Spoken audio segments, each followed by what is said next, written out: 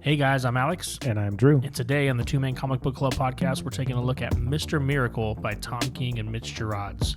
Let's go.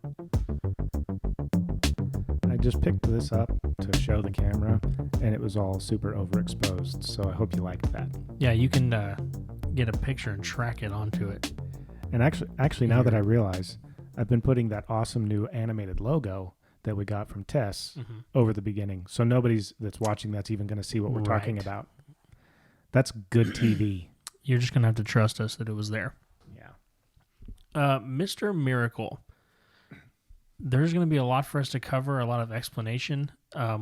We have a few things of house cleaning to do, housekeeping, before we get into that. But this book might be the first, maybe I can be proved wrong here, but I think this might be the first one that we picked purely based on the track record that we have with the writer, where we're kind of quickly becoming heavy fans of Tom King. And also, like, I've just heard stories. Right. Just like people, like I've heard like Mr. Miracle's good. I've heard it enough times that it was just like once we saw, oh, it's Tom King, then let's give it a shot. Right. There has been a lot of Mr. Miracle before this. So for those purists out there, this isn't like an origin story, but it's a good jumping on point anyway. Especially for modern readers, because this is a pretty new book. I can't remember when this came out in the last couple of years. It's definitely not old at all. I think I heard 17. Yeah, October 2017. Yeah, okay. So in the last 3 years or so, 3 or 4 years, it's relatively new. I know it's an Eisner-winning short run on comics, and if you've heard Alex mentioning Strange Adventures, it's like the same creative team practically. So Tom King and Mitch Gerads are the same team that work on both Strange Adventures and Mr. Miracle. The main difference being that Strange Adventures also has Doc Shaner doing that dual art as it changes throughout. But yeah, that's right. Highly regarded a DC title. I will not be surprised if some of our more casual fans have never heard of Mr. Miracle. I'm the quote-unquote two-man DC guy, and I don't think I knew who Mr. Miracle was until we started recording this podcast, and I started diving in a little bit deeper. So I'm the same way. And I feel like maybe I had gotten to know Adam Strange in passing, like maybe he popped up in a book or something, and I knew the name. But yeah, like we're trying to give you that. That's the thing. Like you can get on YouTube, you can check most podcasts, and they're giving you like the newest things. And we're just like, hey, these are cool characters. Maybe you don't know. Like I don't know how many true experts there are that listen to what we do. Right. You know, who if there might have been some that gave us a try, and then they hear me bumble around. But you know. These are comics is filled with awesome characters like Mr. Miracle. So we just want to show you the weird ones. I mean, me and Alex regularly talk about the fact that we haven't covered Batman. Yeah. No, there's a ton. We haven't covered Spider-Man. Yeah, no Spider-Man. We've covered Sam Wilson, Captain America. There's a lot of major characters that we haven't covered. Major characters that we haven't covered. We start off covering a very obscure mutant. Yeah. You know. The worst X-Men ever. Just a one-off run. Bailey. So we're just going to stick to our roots and keep going with some characters that you might not have heard. Just so you know, I mean, the plan is definitely to eventually, if you're with us for the long haul, you're going to get a Batman story. You're going to get a Spider-Man story. Yeah. A Wonder Woman story. Thor, like a full Thor thing. You know, it'll happen, but this is a cool little, not even side trail story. It's relevant. And apparently, like, we were watching some videos before this prepping, and they mentioned that one of the backgrounds from this is getting his own show. Is that still happening? Is New God still getting a movie? I think they're still discussing it. I think that might have been recorded also whenever they knew the Snyder Cut was going to be leaning into the New God stuff a little bit more. Okay. So I don't know if that's what he's referencing. Yeah. I hope they do a New God show, or a movie, but they're going to have to, just like I imagine with the comic books, like, you know, we read a lot of comics and still we had to do some homework to actually get some context of who these characters were. So and same thing will be true of the films. Getting a little ahead of ourselves because we have a few things we need to do before we actually get to Mr. Miracle. Yeah. But we just, like we have like 10% of a plan of what we want to do when we start these episodes. Right. So, but yeah, sorry, I got a little off topic, a little too soon. But Alex, what you been reading, yo? I want to start off by saying I had a minor catastrophe in my home this week with my plumbing. I'll spare you the details, but the plumbing went the wrong way. We'll say that much. It's all good now. We're recording in my home right now, but it was a trying 48 hours. We're actually recording a day later than we wanted to because of that mishap. And because of that, sadly, Torrance is once again missing. He's not feeling so well. So if we'd done it, been able to yesterday, maybe he would have been here. Everybody, Torrance is still with us. The schedules haven't worked out. So. Yeah, he'll be bouncing in and out for all eternity. Hi, Torrance. Yeah, what's up, Tor? Speaking of Tor, I just started Habibi, which he lended me that he was talking about. It's a thick boy. Yeah, I should have brought it. It's in the other room right now. But checking out that one, I'm barely scratched the surface. Obviously, been reading this Mr. Miracle stuff in prep for this. And then, if you're on our Discord, you already heard some of this. But I had this thought the other day. I was like, man, it was actually in response to me thinking, why do I not know about Mr. Miracle? Why do I not know about the new gods and all this stuff? I was like, how do I get on par my DC knowledge with my Marvel knowledge? And I was like, the New 52 is a pretty massive 6-ish years of comics. I bet they're all on, or at least mostly all on, the DC Infinite app. Why don't I just try to read all of the New 52? Which is a hilarious thing to say out loud. Yeah, I mean, for a multitude of reasons, because there is a ginormous amount of comics. Yeah. And two, DC's rebooted a few times since then. Right. But we also talked about it on the Discord. New 52 was built for the exact reason that Alex is talking about it. Like, I've recently gone back and started trying to pick up some Superman titles, and I just picked a random number. Right. Like 2018. I just started, and I'm starting to try to start the continuity. And even me, a guy who grew up reading Superman and stuff, I had no idea what was going on. And before the New 52, like, it was 10 times worse than that. Like, people would go to the store and be like, I haven't picked up a Justice League title in a while. And you pick it up and you open it up and you're like, Bruce Wayne's not Batman? Yeah. What? Superman's off the planet? What? And all this crazy stuff. So they like they put a hard stop on everything, and everything rebooted. Right. With the New 52. Unfortunately, it didn't go over so well. Like, people didn't love it so much. There was some good stuff in there. And, 5 years later, they rebooted it with Rebirth or something like that. And even that's been rebooted, correct? Yes. I think right now, right. Currently, we're in the middle of a reboot in 2021. But if your goal is to learn about DC heroes, which it is, I think, either New 52, which would be an excellent jumping on point because everybody's going to get a re-origin story, right, or Rebirth. But like, as soon as Alex shared that, I was like, it's been rebooted. And as soon as I said it, I was like, but that would be pretty cool. Yeah, it's not it would quite give you the at least knowledge to where maybe you wouldn't come into some of these titles. Yeah, totally. And it's clueless. I think it's real tempting for us to hear like, oh, that was rebooted, and think that means the exact same thing as retconned.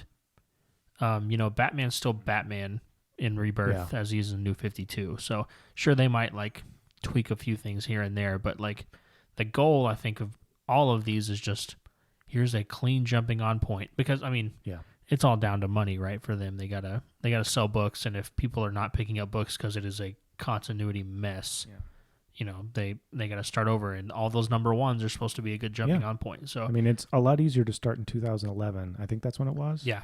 Than 1938. Oh yeah. 1934.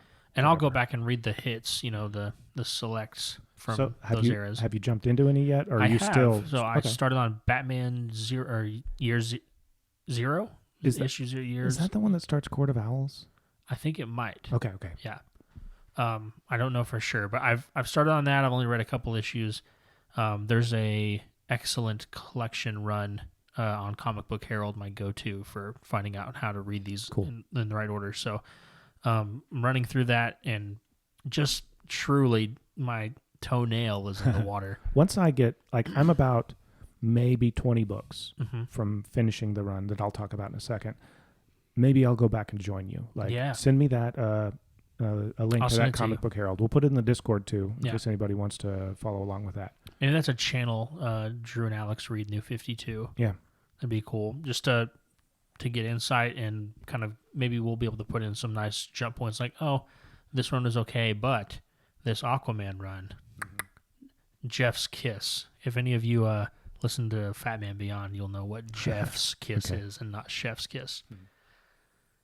It's pretty self-explanatory, I think. But anyway, also, I got these cool little things to show you that I just picked up. I didn't pick them up yesterday. They were given to me yesterday by he's essentially my uncle. It's my wife's uncle, or it's also Tori's uncle. Excuse me.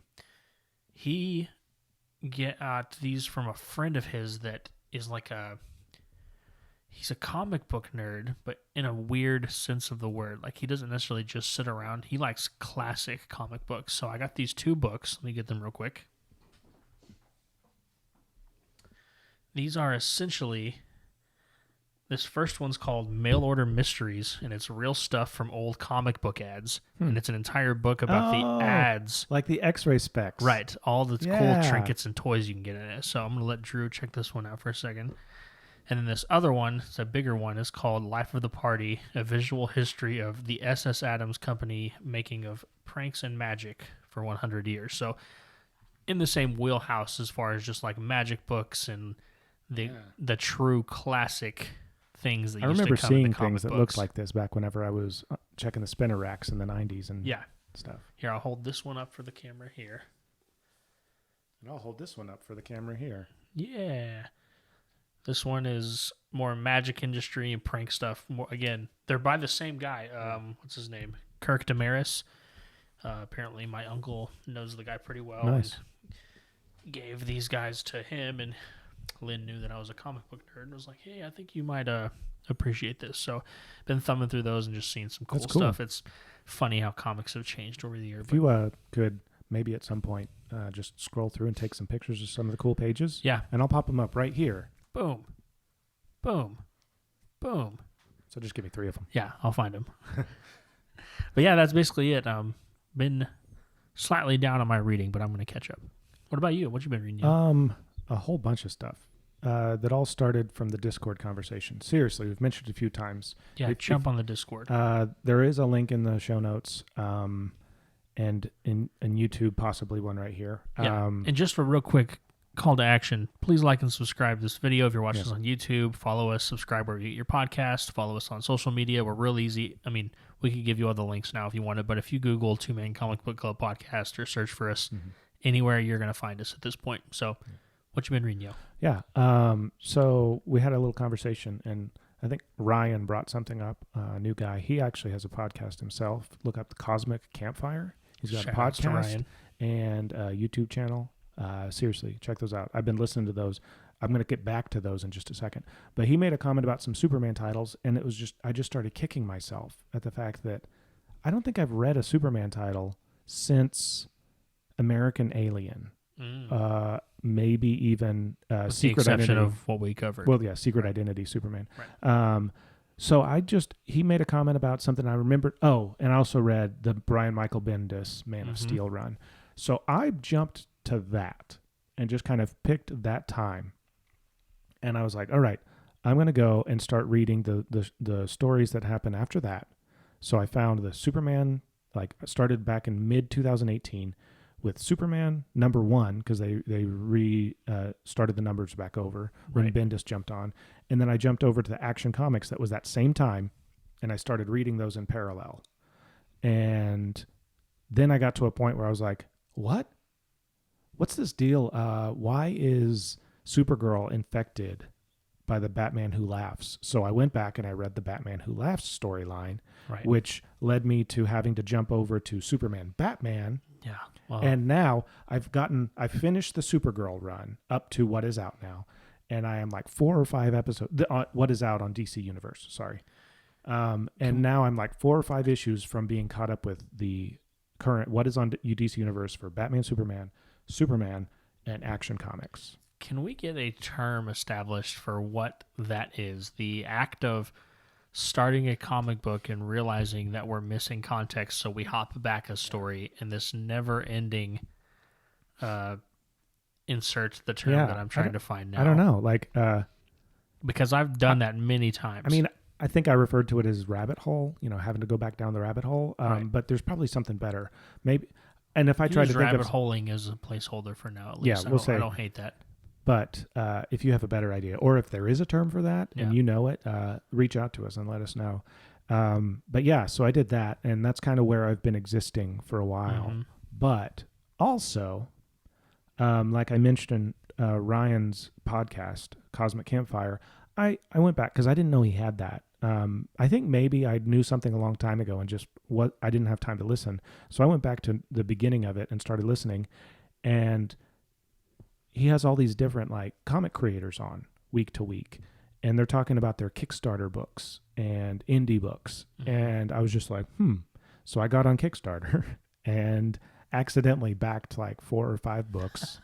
Whoops. Yeah. And also ordered some other books because Ryan had them on his podcast, and they sounded cool. So they are out of the Kickstarter phase. So I went in and just found their website and ordered some. So I haven't actually started reading those yet because none of them have come in. But I've got there was one that's like a young comic book company, Covenant Comics. Mm-hmm. I just ordered their entire catalog. Because it's like 15 books. Oh, so cool. they're pretty young. So I ordered all of them, and I'm going to read those soon. And there's another guy, Quinn. Oh God, I should have looked this up before I started. Anyway, he has a bunch of really cool ones. One's like about like salt water or something like that. You would think. Did you just kind of go down the rabbit hole of Kickstarter and just type in you don't even have to do that. You go to Kickstarter, and one of the top options is comics and illustration. Oh, wow. So I clicked on that, and then you can sort it by location. Mm-hmm. And I found a Kickstarter for one in Fort Smith, nice, Arkansas, and I found a Kickstarter for one in Fayetteville. So I backed them because I was like, they looked pretty good, and I was just like, I'm going to go ahead and back these because if they're good, maybe we could have them on. Yeah. So I haven't actually started reading those yet. Mm-hmm. Because none of this stuff has come in, and some of them are still in the Kickstarter phase. But yeah, so thank you, Ryan, for making Drew spend money. Yeah, making me spend money. But it's good. So I've been trying to do some of that, and so in another couple of weeks, the What You've Been Reading is going to be filled with Kickstarter indie comics. Nice, that's super cool. Here's a fun thing. I was at Poor John's. Shout outs to Poor John's. We're not sponsored, but maybe one day. I was eating my breakfast sandwich with my wife, and I looked over, and Chris, the owner, was opening his mail, and I think 80% of what he was opening were comic books and trade paperbacks and floppies. Awesome. And I was like, okay, that's super cool. Because I don't think I introduced him to comics by any stretch of the imagination. He's been doing it way longer than I have, but he's definitely been like trading floppies with me and sending me stuff, and we've been kind of trading books for a while, and it was cool to look over and see. He opened up the first trade for Matt Fraction's Hawkeye that I think I'd recommended to him at one point, and then he is fallen down the rabbit hole of Black Hammer, that indie that I let him borrow a while ago. So he's buying all the new spin-offs of that. I think it's Jeff Lemire and team are doing a bunch of cool stuff. I don't know if they're doing all the spin-offs, but it seems like Black Hammer is turning into a pretty significant book for Dark Horse. Crossover, is that involving Black Hammer also? Yes, I guess that's technically minor spoilers, but there are several indie crossovers of some cool stuff. Is it all like Dark Horse, or is it like pulling from other I know for a fact franchises? That Image, Dark Horse, I'm pretty sure Vertigo, and I don't know if they got the big two to play. Okay. But it's a lot of the big right. I mean, Donnie Cates. Yeah. And who's writing the next one? Issue 7's about to come out or is coming out. And I think Chip Zdarsky, who's doing the current Daredevil run, and obviously has done a ton of awesome stuff. I think he's writing that one, and they're just they're doing some really cool stuff with it. That's come up in Ryan's podcast that I've been listening to, like a lot of people talking about crossovers. So. Oh, cool. I have those 6 issues. I'll let you borrow. I need to, you let me borrow Black Hammer. to read first. And I still haven't Yeah. made it to that because I'm like, it's sitting on my coffee table, just waiting, taunting me every day that I don't read it. I feel you. But like, I'm serious, like 20 comics. I'll be caught up with my Superman stuff. And then I'm going week to week with those, and I'll try, I'll jump into Black Hammer and, Alex and Drew read the New 52. Dude, it rhymes. Yeah. Hashtag Alex and Drew read the New 52. We're doing it. Now we have to. Yeah. Because we can't rhyme our stuff with Rebirth without getting weird. Alex and Drew give birth while reading Rebirth. I was going to say, Alex and Drew read the New 52, but Firth, they have to read Rebirth. But that's not actually true because Rebirth if one of us had afterwards. a lisp, that would work perfectly. Cool. Anything else on the what you've been reading front? I felt like there was something else I needed to mention, but I've managed to forget it. Yeah, I almost just did my default of just mentioning that I'm still working and chipping away at X-Men, but I don't think I've read a single X book this week, which I'm kind of disappointed in myself. Kind of get caught up because I'm starting to see like little winks of spoilers. It makes me so mad because I can't stay current. There's just too many. It's the same thing, right? Yeah. Like you get on Netflix and the thing that you watch is you watching trailers or scrolling through potential titles to watch all night. So, speaking of Netflix, I tweeted something earlier today. We have like a few minutes before we're going to have to stop for a break. Right. So there's not enough time to get a Mr. Miracle. Right. So it's time for one of Drew's tangents. Have you ever watched Happy Endings, the sitcom? It was on like ABC or NBC or Fox or something. Like this was back before New Girl came out. It was like a really New Girl type of show before New Girl. It's possible that it has some of the same characters from it. Oh, okay. It's possible. Like Coach. He was originally on this. Anyway, I just got to the end of the series today. And in the irony of all ironies, Happy Endings, I guess you could argue it had a happy ending, but I think it's kind of known for having kind of a letdown ending. Right.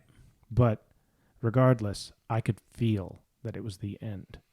Like I purposely didn't check to see how many episodes were in season 3 because I didn't want to know it was coming. And in the last like 3 minutes, I was like, oh God, this is it. And I just started crying. And so that's who I am now. I'm the guy who cries at the end of sitcoms. That's okay. Yeah. I cried once. What was it like? Tony Stark had just snapped his fingers.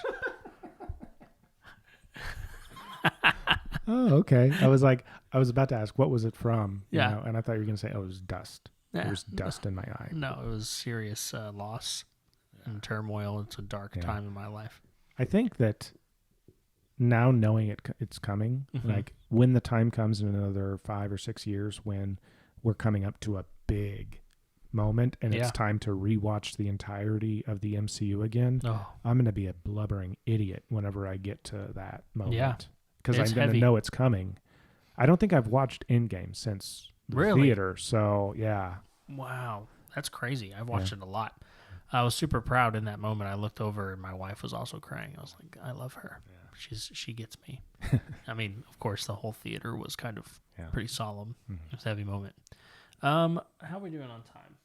We're going to have to take a break pretty soon. I mean, we could attempt to give a Mr. Miracle background and then take a break. I think it's worth doing that. We'll try in the next 5 minutes. Okay, so we're going to cover Mr. Miracle, and the run is not the most recent, actually. I think there is a current Mr. Miracle run, but this run is by Tom King writing. Mitch Gerads did the pencils, inks, and colors. Both of those dudes are also on Strange Adventures, like we mentioned earlier. Clayton Cowles did the letters. Nick Darrington did this cover. And then just for this first issue, I'm going to go ahead and give all the other credits, and then we'll just do the main squad afterwards. So it looks like Mitch also did a variant cover. Molly Mahan is the associate editor. James S. Rich is another editor. And then they gave a special thanks to Rebecca Taylor and Mark Doyle. And then, of course, Mr. Miracle was created by the King, Jack Kirby. If you don't know who Jack Kirby is, please unsubscribe. Oh, if I were listening, I might have had to unsubscribe had I not been on the podcast. And Jack Kirby. Well, I do now. I didn't when we started the podcast. Wow. Yeah, I may have heard the name, Okay, but don't I didn't know. Yeah, unsubscribe. that's what I'm saying. It's a Like, little harsh. Go. we're here to gurgle it. teach. Yeah. Go gurgle it. Jack Kirby, kind of a significant name in comics. Yeah. A for little bit. Marvel and DC. Oh, yeah. Both. Okay, so I'm going to give you just a little context on the new gods first. Not necessarily Mr. Miracle, because I'm sure that'll come up naturally as we jump into it. But essentially, I had trouble with this because I hadn't quite figured out who all these other characters were. Like, I knew the new gods were a thing. I knew they were from Fourth World, and I knew they were created by comics writing and drawing legend Jack Kirby. But essentially, the new gods are exactly what they sound like. They're new gods. So for any of those that have seen Thor Ragnarok, this Ragnarok-like event happened to the old gods, like your I think they're referring to like Greek gods and stuff like that in this story, your Poseidons and your whatevers. And the new gods took over. And they were in this old world. I forget the original name of the world, but this world that had the original old gods split into two. It was Apocalypse and New Genesis. Is that correct? Remember that correctly? Yeah. The quote-unquote good new gods went to New Genesis, and then Apocalypse is where the other guys went. And a lot of the time I hear them referenced as like kind of a heaven and hell-esque type of place. But essentially they're just like in this eternal battle for the greater good of whatever they're trying to accomplish. I'm still, learning. But I do know that they live outside of the multiverse. So that's a kind of an important context thing. I think I heard him say outside of space and time. Yeah. I've always wondered how that works, but anyway, that's just so they essentially have been, the new gods have been in many different continuities and stories, but they're the same new gods every time because they're coming from outside of multiverse. They can visit anywhere in space and time, really, with these things called boom tubes, which I've kind of come to see that are just like this transportation cyber tube ray thing. I don't know. You'll see it in some of the art, I'm sure. They have a very popular member. I think most people, well, a lot of people that have seen the DC stuff will know who Darkseid is. He's essentially like Thanos. He actually came before Thanos, and I think Thanos was pretty heavily inspired by him. But he's like the big character thing. Most of you know there's a lot of more obscure characters. How are we doing on time over here? Got a minute. Got about a minute. Essentially, we're going to be taking a look at a specific new god named Mr. Miracle. Well, his name's Scott Free, but he goes by Mr. Miracle. And his thing is that he is the ultimate escape artist. It's kind of his big thing, but also a god. So take with that what you will. He's a very interesting backstory. He is the son of the High Father, who is the big guy on New Genesis. But he is raised, what you'll come to find, on Apocalypse by Darkseid and another new god named Granny Goodness, due to him being traded for Darkseid's son in order to keep the peace in where they are. So I think that's enough of a little backstory. We'll definitely give you some more context as we go on, but we're going to take a quick break and then we'll jump into issue 1 of Mr. Miracle. We'll be right back. Huzzah! All right, we're going to get started with Mr. Miracle. Actually, I'd like to interrupt you. Okay. Did you know that when I was young, I was a magician? I don't think I knew that. Yeah. In probably 5th, 6th grade, maybe 4th, somewhere in there, I decided I wanted to be an illusionist. So I learned some tricks. I performed for a kindergarten class once, and one of the tricks I did was escaping from chains. I always wanted a straitjacket because I wanted to learn how to get out of that. But yeah, I wish I'd remembered that, and I would have figured out. I would have done an escape live on the show. Would have been especially appropriate. Maybe that'll be a Patreon tier. If we get people to contribute magic show 25 up to $25 a month, I will do. Yeah, I'll do a magic show, a full blown magic show. Wow. With I'll have to join our Patreon. All the jokes that are jokes. that's the truth. All the magic tricks that are really basically jokes. But yeah, I was an escapologist, just like Mr. Miracle. Yes. I just wanted to share that. Well, speaking of Mr. Miracle, How's that for a segue? We're going to get into issue 1 once again. Tom King, Mitch Gerads, Clayton Cowles, and Nick Darrington are on this. So I'm going to preface this whole thing until we get more context. I'm going to trust fall into Tom King's beautifully manicured hands and trust that he's going to walk us through this whole thing because he's done so far such a great job with all the other books I've read. So we open up, and first I want to just get this out of the way right away. I love the art. Mitch Gerads is a really, really great artist, and the style is very cool. Especially some of this is like straight up classic pop comic book style with the 3 dots. Oh, we have a guest. Little Rue is here. Don't start knocking stuff off of us. Let's move you this way. There we go. Sorry about the podcat. Hopefully she'll go take a nap in a second. If not, we'll have to have her removed. Anyway, so we start with Mr. Miracle. He's just kind of sitting there in this full page spread, and he's just staring off into the distance somewhere.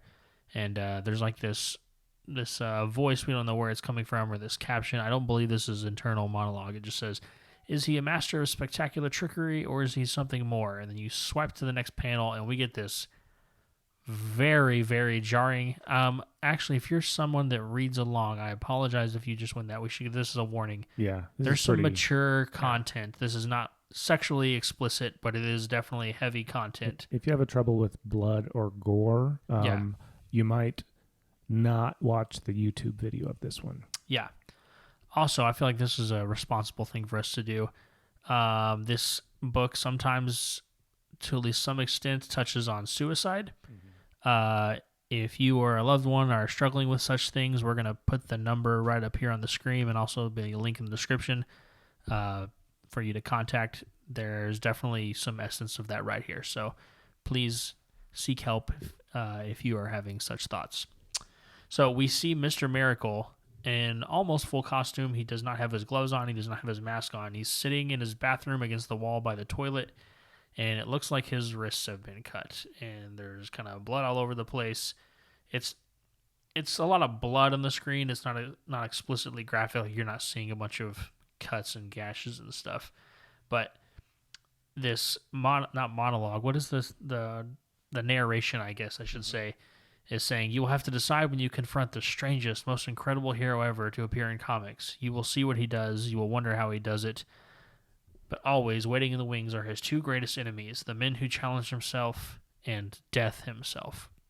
So, that is the opening for Mr. Miracle. And we swipe to the next page, and we see who we kind of imply is a young boy, Scott Free, who Mr. Miracle is. And he's drawing, and I'm just going to read some of this page. It says, "And the teacher says to the whole class, 'Draw whatever you want.' When they're done, the teacher asks them what they've drawn, and the children say dinosaurs, hearts, superheroes, anything, doesn't matter. The one child says, 'I drew God.' So when the teacher says, 'That's very nice, but no one knows what God looks like,' and the child, without a second hesitation, says, 'Yeah, until now,' which is a nice little baby Easter egg to plant somewhere. We do get some references on looking upon the face of a god later on, which I think is appropriate. But this next panel, we get a lot of instances of this kind of iconic 9-panel layout where a lot of action happens. Once we get past here, I feel like you're hard-pressed to find something that's not a 9-panel grid. Right. Like, I've read up through 6 issues, and I feel like even through then, most of them are like this, if not all of them. Yeah. So essentially, I'm going to walk through the first little bit of this and then hand off to Drew to do some of this. We're walking through these panels of the fallout of whatever we just saw. We saw Scott leaning up against this bathroom wall with blood all over him. And then this panel in the top left, we see Scott being resuscitated by an ambulance. We see an ambulance taking him off. We see a waiting room with a character who is very out of place as far as just like, it does not look like your normal patron of a waiting room, sitting there mourning. And then we see this is a very crucial part right here in the middle far left panel. We see it's fully black. It's very striking against all of the color and the style of Mitch Gerads' art, it just says Dark Side is, period. That is it. It doesn't say the word period. A period is there. Just Dark Side is. So that's going to be a reoccurring motif throughout all of this, I believe. Then we see him getting bandages on his wrists. Then we see somebody mourning again, talking about they want to keep him overnight, that he can have to stay there, and he's watching TV of himself, seemingly at one point, of him doing Mr. Miracle escape things. It's kind of probably an interesting spot to be in. And he's discussing with this lady who we're kind of implying maybe was the person who was in the waiting room, that they should maybe discuss like what has happened. Like we should talk about it. And Drew, I'll let you take some of this next page. And basically, he eventually gets discharged, and it just keeps cutting to like different images, like somebody scrubbing up blood, and him walking around. And there's always, like, anytime he's in public, it seems like there's these talking bubbles around him of people talking about him around him. Like, why'd Scott do it? Scott, talk to your fans. Oh, actually, that was a bunch of paparazzi. That's why. But yeah, and he's just ignoring them. And they get home, and he has this giant poster of Mr. Miracle that's actually the cover of one of the old comic books, which is kind of cool. But it just shows him a bunch of different times just sitting there, kind of like looking at his wrists. And still, I think that there's still somebody talking to him. And then finally we see this girl laying in his lap, which I still think she hasn't been introduced to us yet. Correct. But you can tell that they're close, and we get another of those Dark Side is panels. And then radiating light explosion type thing to end the page, and you turn it, and also should note that the onomatopoeia for that is boom. Yeah. So if you were listening earlier and you heard Alex talking about a boom tube, you wouldn't be surprised to know that somebody's coming out of that. And I don't know if it says it here. I'm just going to go ahead and say who it is. It's Orion, one of the new gods. Correct. And he's just basically he comes in and he's accosting Scott. He's like, Scott, stand. And Scott, like, he doesn't want to, but finally he walks over. He's like standing, and Orion punches him, knocks him to the ground, and he says, stand. And he just keeps doing that for a while. And, Scott is bloody, and Orion just keeps doing it multiple times and getting angrier and angrier. And we get another of those Dark Side is panels. And finally, the person who was on asleep on his lap wakes up and he's like, what are you doing? And Orion says, I'm teaching. And she says, teaching? Who do you think you are? And this is where he says, I'm Orion, son of Dark Side. So that was, I just jumped that a few panels. And they're just like, no, you're not. You're the son of the High Father. And they argue and just convince him that he needs to get out of there. And Orion says, Mother Box, home. And he gets away. And finally, we see Scott saying, Barda.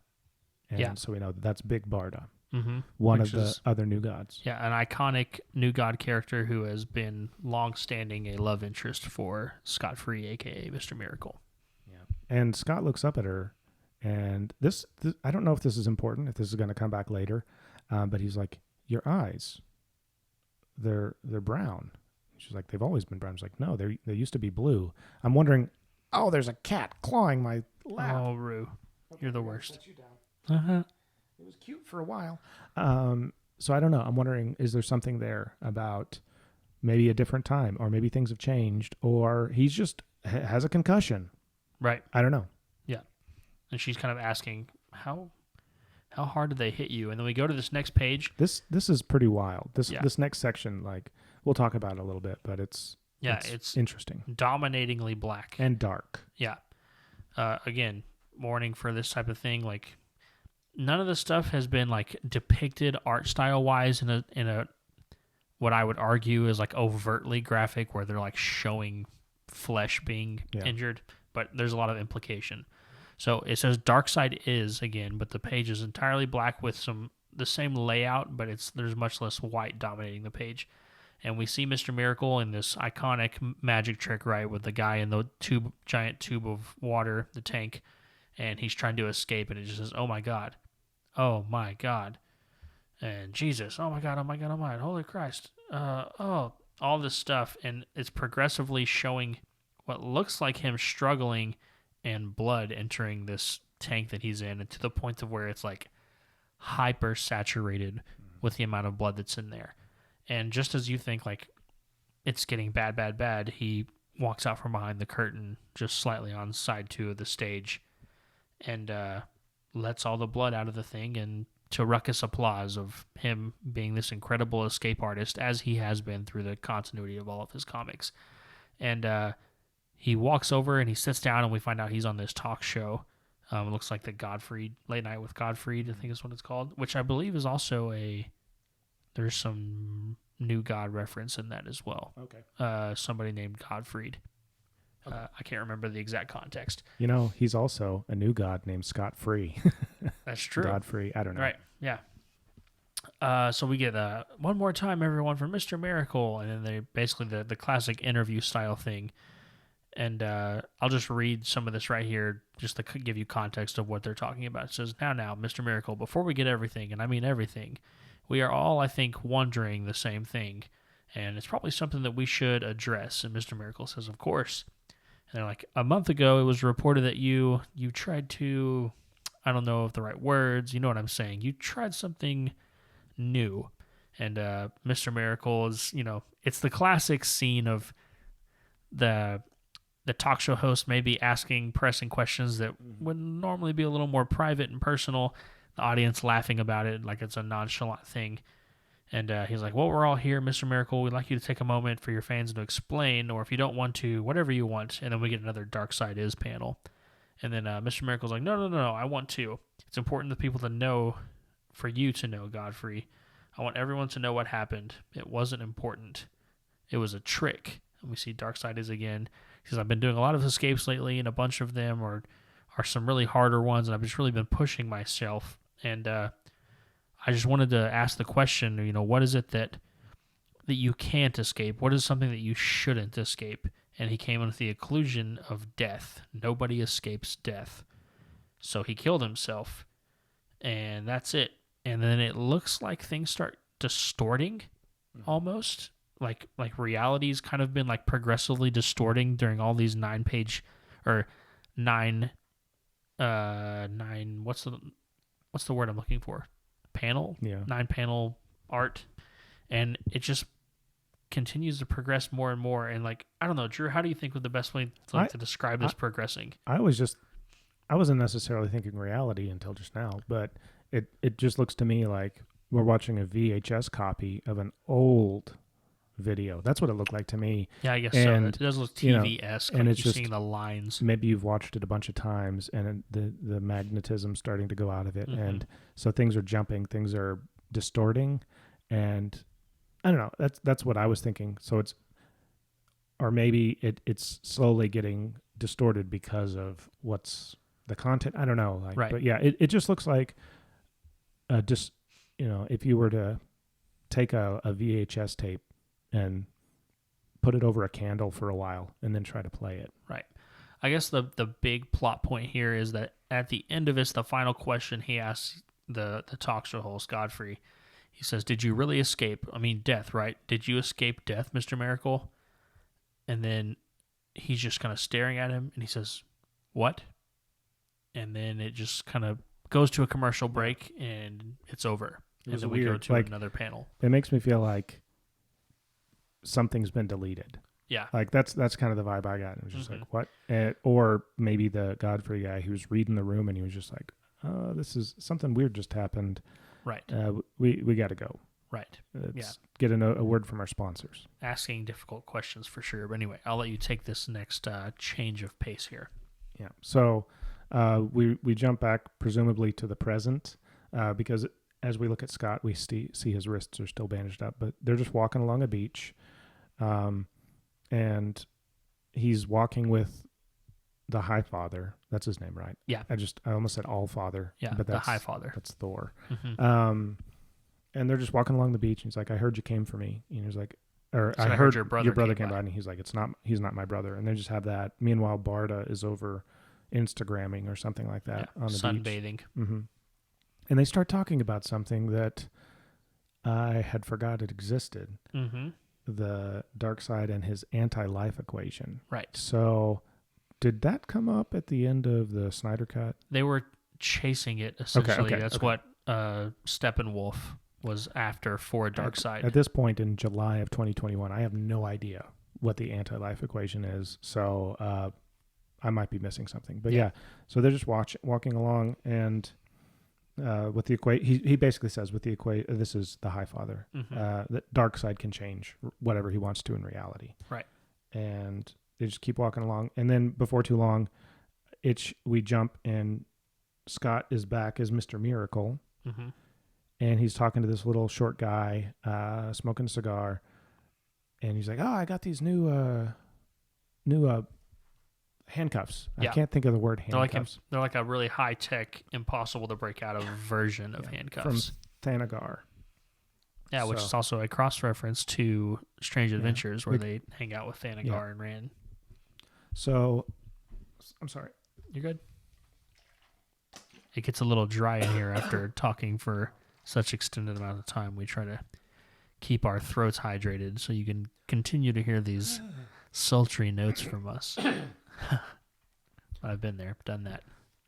So he's trying to get out of these restraints, and he does it, and he walks off. And it's also important to note that while he was doing this, they were talking, and this guy that made these restraints was repeating the same story of the little boy drawing God and the teacher arguing, nobody knows what God looks like. And we're still getting dark side panels. More aggressively, like they're filling up more of the page now. Yeah. But after the guy tells the story, they're just, Scott's looking at him weird, like after he says, until now, like, why is he telling me this story? And then Barda walks up, and we realize that apparently this guy with the cigar was never actually there. Right. Like, Mr. Miracle was either talking to nobody or just standing there awkwardly and having the conversation in his head. But and we do see the Thanagarian gauntlets on the ground. Right. Wondering, are those actually there, or is Scott seeing them? I don't know. That's kind of what I was wondering. Because we also get from Barda, his wife, she's like, remember the cancer in his throat, his mouth, and the cigars? He passed last month. So, again, I guess we should preface saying issue 1 is kind of, to me at least, is an interpretation I got. You're maybe even justifiably so questioning the mental health of Scott Free, because he's talking to himself. He just attempted suicide. He's in like this really dark space. And we're not sure exactly the way that the writers are kind of pulling us right here, but I think this is the first panel that we get 4 Dark Side is panels. Like it's literally taking up half the art now at this point. And Barda and Scott are having the conversation about the guy not being there. Right. Like as a narration over the top, as he's just sitting there and like just on the couch, and his mother box keeps beeping at him, and he's trying to ignore it. And he finally picks it up, and now we have 5 dark side panels and only 4 regular panels. Right. And I'm just going to read this. Scott, this is Orion. There's no time. High Father is dead. It's Darkseid's work. Darkseid's power is growing. I have taken control of the forces of New Genesis. We're organizing a resistance. You and Big Barda are required to come home. So it's war. Yeah. And then we get this full black page, and all it says in small white text right in the center is Darkseid is. And we get a few more panels of Big Barda in her uniform, Mr. Miracle in his, and she's saying, I got a message from Michelle. She's going to check in on the cats, so implying they're going to be gone for a while. And then this boom tube opens up. I'm just going to remember that it's very tempting to, when you see a big flash or something and boom, for that to just be like typical comic book onomatopoeia, but it's absolutely like relevant here. Like this is a boom tube. It means we're about to transport somewhere. And Mr. Miracle looks up at his wife. Oh yeah, it's also a trait, and they kind of play on it a little bit. they call her Big Barda because she is kind of a big Amazoness woman. Just, she's powerful in stature. And he looks up at her and says, Barda. And she says, Scott, we have to. And he says, something's wrong. And she says, please, we don't have time. It's the final war. Who knows when he'll attack, what he'll attack. The boom tubes may not work for much longer. And he's just basically saying everything's wrong. There's something wrong with me. And she's like, we don't have time for this. You have to get across. And he's basically saying, like, he doesn't know how to escape this. And she smacks him across the face. Just like Orion. Yeah. And she says, stand. And he's like, Barda, stand. And he's like, and so the act goes on. He says, standing. And then instead of hitting him again, she grabs his hand. And she's like, now come. Darkseid awaits.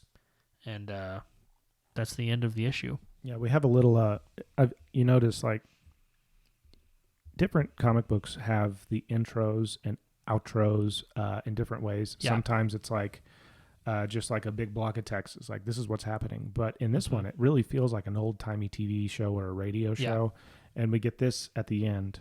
So picture a narrator voice. Maybe I'll add a little reverb. No, I won't. That would sound gross. And so it goes on to other satanic and sinister situations, simmering with mounting magnitude to juggernaut jousts. Wow, I read that really well. Good job. Considering how bad I am at reading. With the super escape artist's greatest adversary, death. He will always be seconds away, swift, relentless, final. Follow Mr. Miracle. Enter the next trap. So, end of issue. Yeah, and you start to realize, like, I feel like those narrations, like, start being more and more, like, not just radio personality, and they, like, become really important as we go on, at least in my mind, as I was reading the 6 issues that I read. Right. Yeah. This one is a heavy comic book, especially if you don't have a lot of context with these characters, because it's... Yeah.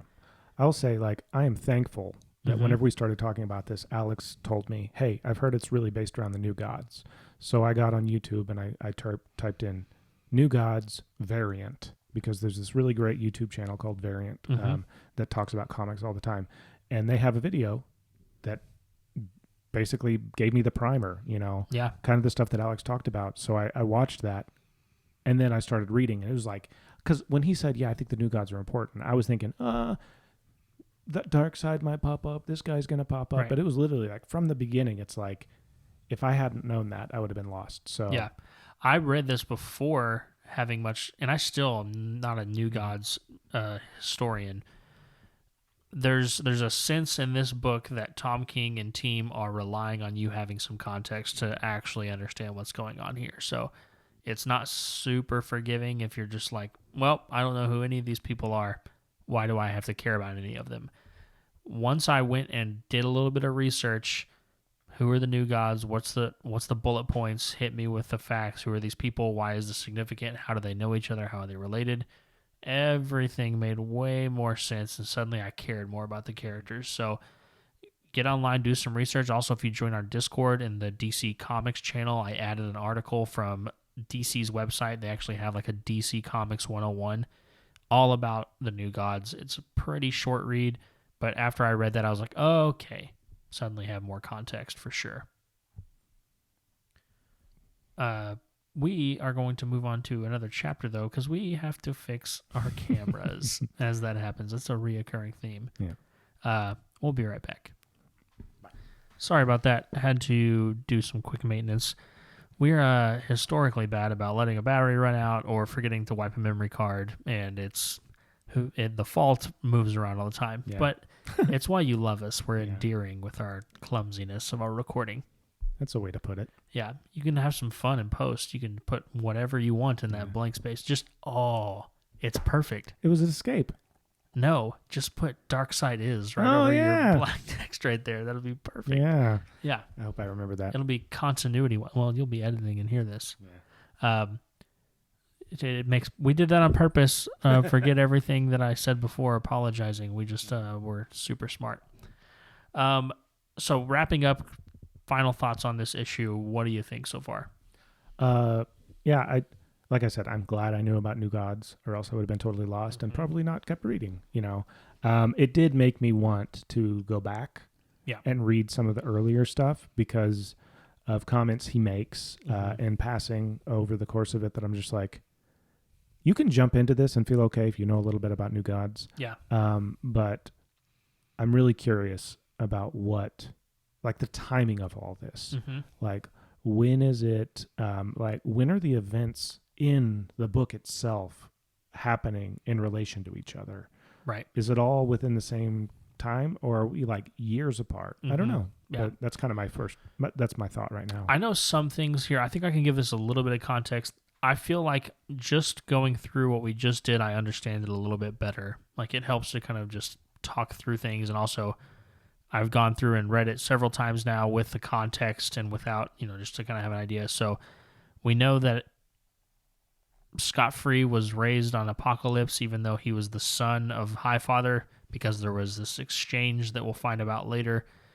So he had this kind of dark childhood, and he escaped, as he does, to Earth with the love of his life, Barda. So there's all this really dark, punishing childhood, which we know statistically is kind of can lead to some dark thoughts, which might have led him to try to take his life as his final escape act to see if he could escape this.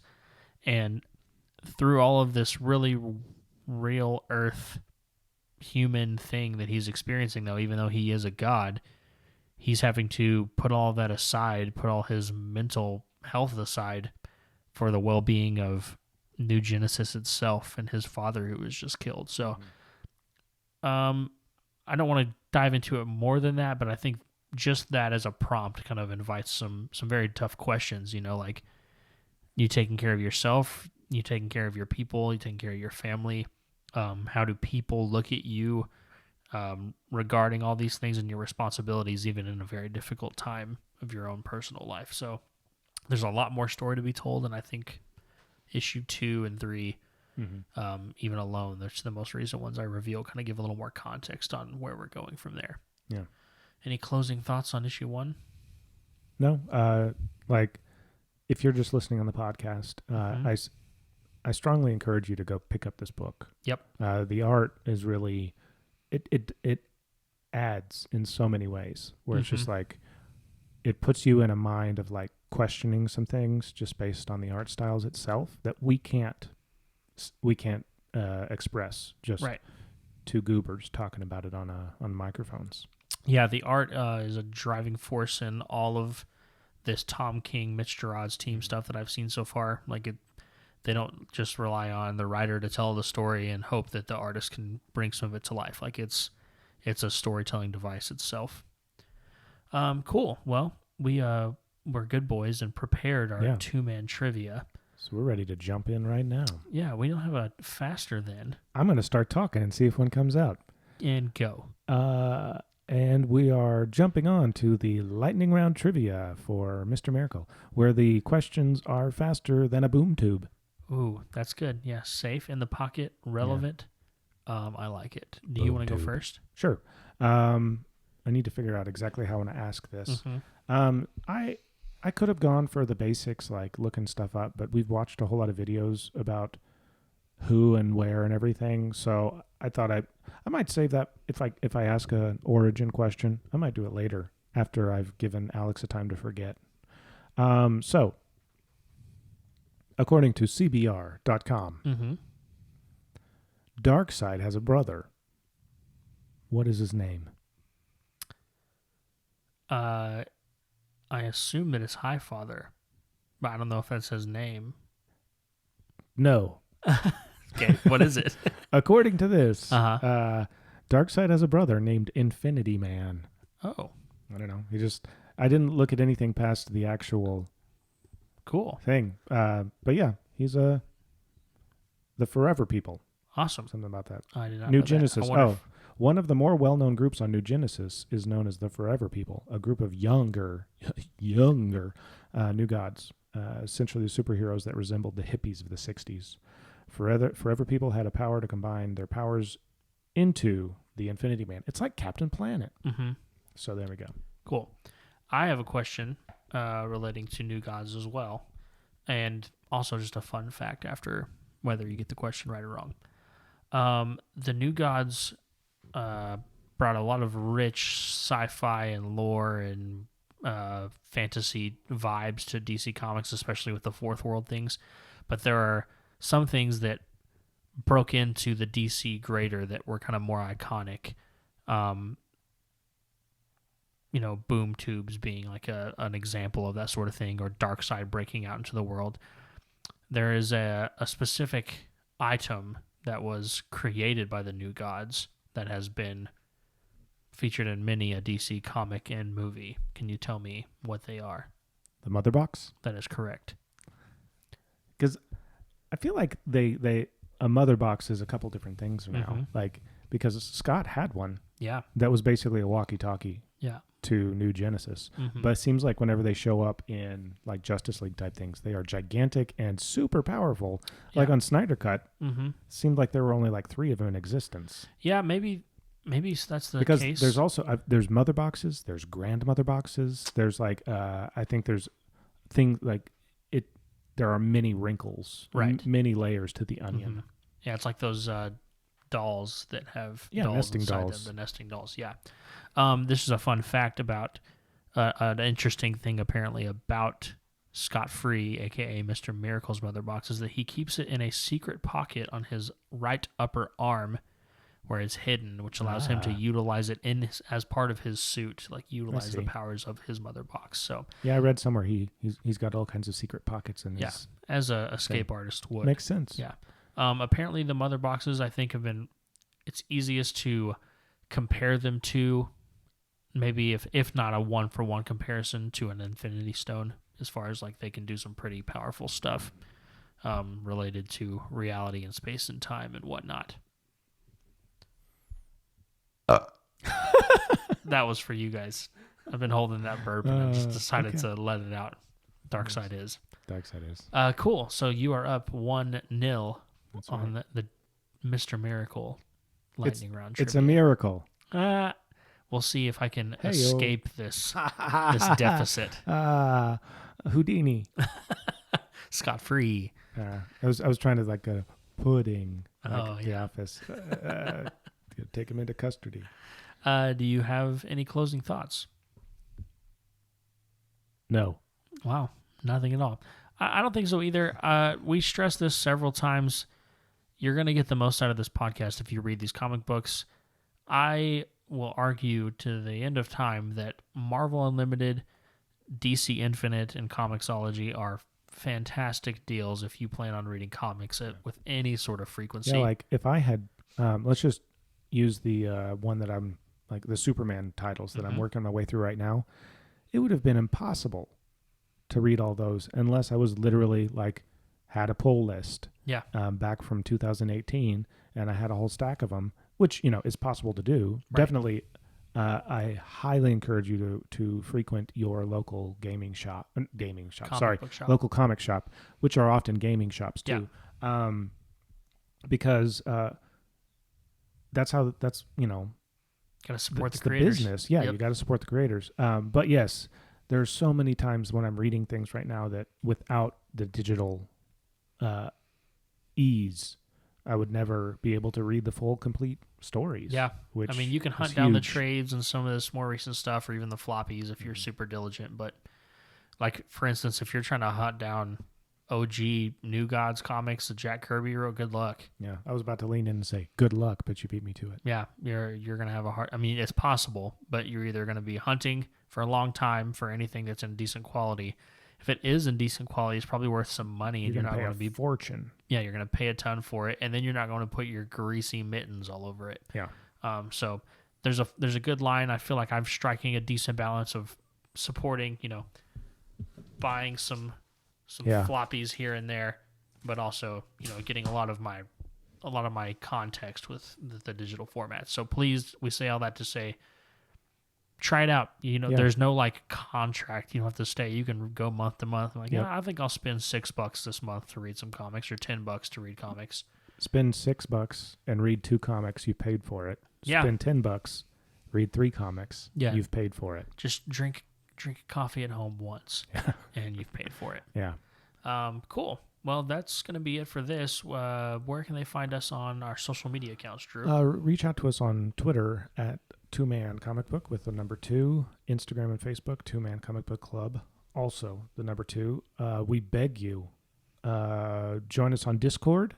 There is a link in the show notes and in the YouTube description. And if possible, right here, if you're watching YouTube. If you're listening to the podcast, I just pointed at the ceiling. Just wanted you to know that. Also, do you have thoughts on Mr. Miracle? Have you read it? Do you know things about New Gods? Do you have questions specifically for us? Call 6. Yeah, that's right. I'm starting. Call 662-man-fan-8 and leave a message. That's our 2-man hotline. And at some point soon, we're going to try to get into a Patreon. Like I said, if you want to see my escape act, ooh, we need to get to $25 per month, and I will do a full-blown magic show. I'll dig out my magic briefcase with my how to make a pin float inside a bottle, my escape things, the disappearing handkerchief, some coin tricks that I haven't tried in decades. And I will record it in format. What did Doctor Strange say when Thanos was coming? Hither whereunto never seen before. I probably butchered that. Yeah, that's fine.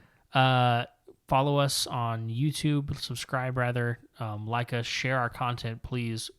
There's some cool stuff in here. I think a lot of people don't know that they like comic books, or that they would. Yeah. That it translates well to all of the massive hits that we're seeing on TV. One of the best things you can do is just share with a friend. You can follow me personally on all social media accounts at Alex Wayne Miller. Wayne is Wayne, just like Bruce Wayne. I am Batman, who has done some work with Mr. Miracle in the past. So, Drew, did you plug your own accounts? I did not. Go ahead. You can find me at Drew Morris Comp on Twitter, Drew Morris Composer, or check out my website, where we're about to unleash an awesome new second year in a row commercial for my music business, drewmorrismusic.com. I just had a bloody brilliant idea as a tier. This one will be probably a pretty high tier. For an undisclosed yet significant amount of money, Drew will likely write you your own superhero theme.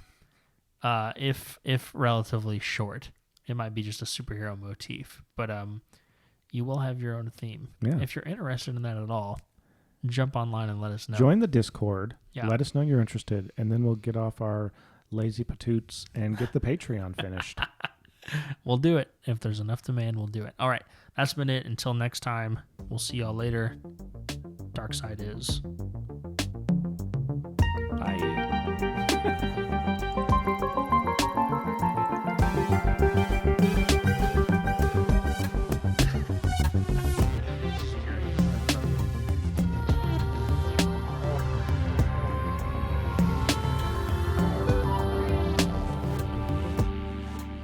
Two-Man Comic Book Club podcast is hosted by Alex Miller and Drew Morris. Our graphic and logo work is done by Tessa Price, and our original compositions and theme music were composed by Drew Morris.